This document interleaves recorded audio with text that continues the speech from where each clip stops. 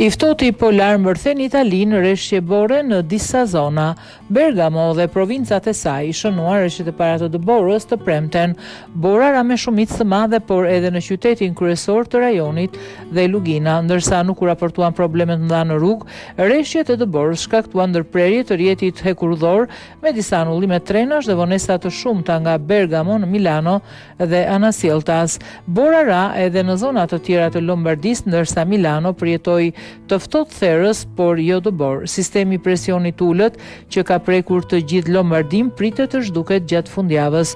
Një autobus që transportonte rreth 40 nxënës të shkollës mesme përjetoi një moment të tmerrshëm kur rrëshqiti në asfaltin akullt dhe përfundoi anash duke bllokuar korsin.